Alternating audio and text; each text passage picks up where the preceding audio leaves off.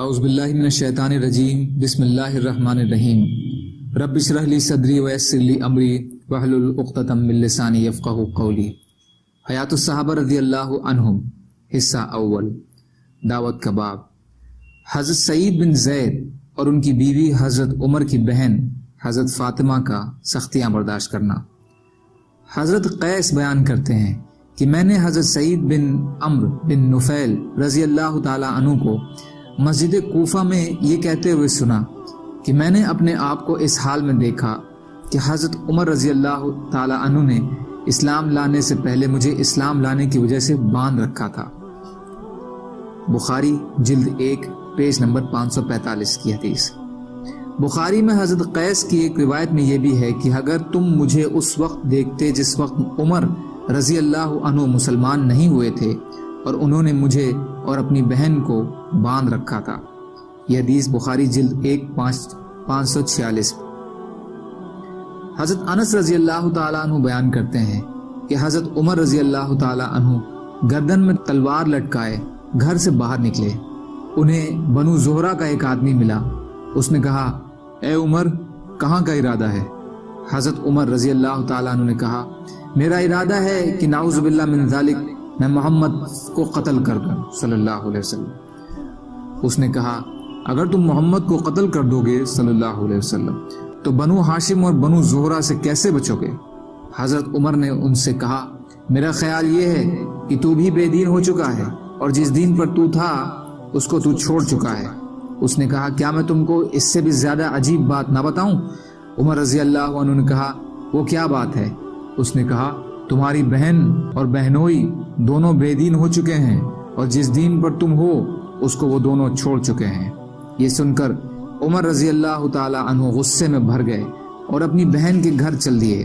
جب وہ بہن اور بہنوئی کے گھر پہنچے تو وہاں مہاجروں میں سے حضرت خباب رضی اللہ تعالی عنہ بیٹھے ہوئے تھے۔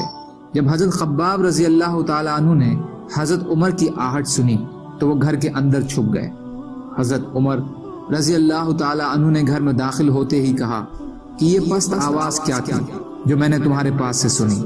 وہ لوگ سورۃ طٰہٰ پڑھ رہے تھے۔ ان دونوں نے کہا، ہم آپس میں بات کر رہے تھے اور کچھ نہیں تھا۔ عمر رضی اللہ عنہ نے کہا، شاید تم دونوں بھی اس نبی کی طرف مائل ہو گئے ہو۔ تو ان کے بہنوئی نے ان سے کہا، اے عمر، اگر حق تمہارے دین کے علاوہ کسی اور دین میں ہو تو پھر تمہارا کیا خیال ہے؟ یہ سنتے ہی عمر رضی اللہ تعالی عنہ اپنے بہنوئی پر جھپٹے اور ان کو بہت بری طرح روندا۔ ان کی بہن ان کو اپنے خاوند سے ہٹانے کے لیے آئیں تو اپنی بہن کو حضرت عمر رضی اللہ تعالی عنہ نے اس زور سے مارا کہ ان کے چہرے سے خون نکلنے لگا۔ ان کی بہن کو بھی غصہ آ گیا۔ انہوں نے غصے سے کہا، اے عمر، اگر حق تمہارے دین کے علاوہ کسی اور دین میں ہو تو پھر، اور انہوں نے اونچی آواز سے اشہد ان لا الہ الا اللہ و اشہد ان محمد رسول اللہ پڑھا۔ جب حضرت عمر مایوس ہو گئے تو کہا، مجھے بھی وہ کتاب دو جو تمہارے پاس ہے تاکہ میں بھی اسے پڑھوں۔ اور حضرت عمر کتاب پڑھ لیا کرتے تھے۔ ان کی بہن نے کہا، تم ناپاک ہو اور اس کتاب کو صرف پاک آدمی ہی ہاتھ لگا سکتے ہیں، اس لیے کھڑے ہو کر یا تو غسل کرو یا وضو کرو۔ حضرت عمر رضی اللہ تعالی عنہ نے کھڑے ہو کر وضو کیا۔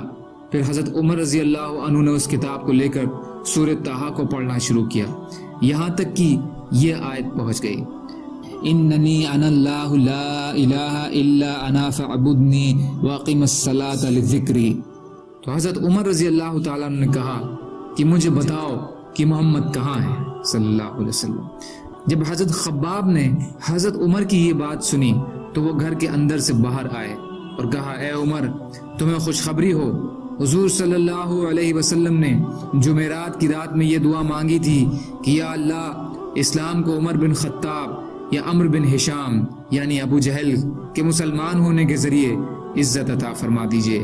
مجھے امید ہے کہ حضور صلی اللہ علیہ وسلم کی یہ دعا تمہارے حق میں قبول ہو گئی ہے۔ اس وقت حضور صلی اللہ علیہ وسلم اس گھر میں تھے جو صفا پہاڑ کے دامن میں تھا۔ حضرت عمر نے یہاں سے چل کر اس گھر یعنی دار ارقم میں پہنچے۔ اس وقت گھر کے دروازے پر حضرت حمزہ اور حضرت طلحہ اور حضور صلی اللہ علیہ وسلم کے کچھ اور صحابہ موجود تھے۔ جب حضرت حمزہ نے دیکھا کہ ان کے ساتھی حضرت عمر رضی اللہ تعالیٰ عنہ کے آنے سے خوف محسوس کر رہے ہیں، تو انہوں نے کہا ہاں یہ عمر ہے، اگر اللہ نے ان کو ساتھ بھلائی کے ارادے کے بھیجا ہے تو مسلمان ہو کر حضور صلی اللہ علیہ وسلم کی پیروی کر لیں گے، اگر اللہ کا اس کے علاوہ کسی اور بات کا ارادہ ہے تو ان کو قتل کرنا ہمارے لیے آسان بات ہے۔ اس وقت حضور صلی اللہ علیہ وسلم گھر کے اندر تھے اور آپ پر وحی اتر رہی تھی۔ پھر وحی آنے کے بعد حضور صلی اللہ علیہ وسلم باہر حضرت عمر کے پاس تشریف لائے اور ان کے گریباند و تلوار کے پرتلے کو پکڑ کر فرمایا، کیا تم باز آنے والے نہیں ہو اے عمر؟ اسی کا انتظار کر رہے ہو کہ اللہ تم پر وہی ذلت اور سزا نازل کر دیں جو اس نے ولید بن مغیرہ پر نازل کی ہے؟ اے اللہ یہ عمر بن خطاب ہیں، اے اللہ عمر بن خطاب کے ذریعے دین کو عزت عطا فرما۔ حضرت عمر نے کہا، میں اس بات کی گواہی دیتا ہوں کہ آپ اللہ کے رسول ہیں، اور وہ مسلمان ہو گئے۔ مسلمان ہونے کے بعد انہوں نے کہا، اے اللہ کے رسول آپ باہر مسجد حرام میں نماز پڑھنے کے لیے تشریف لے چلیں۔ حدیث ابن سعد حصہ 3 پیج نمبر 191، عینی حصہ 8 پیج نمبر 68، بدایہ حصہ 3 پیج نمبر 81 پر ہے۔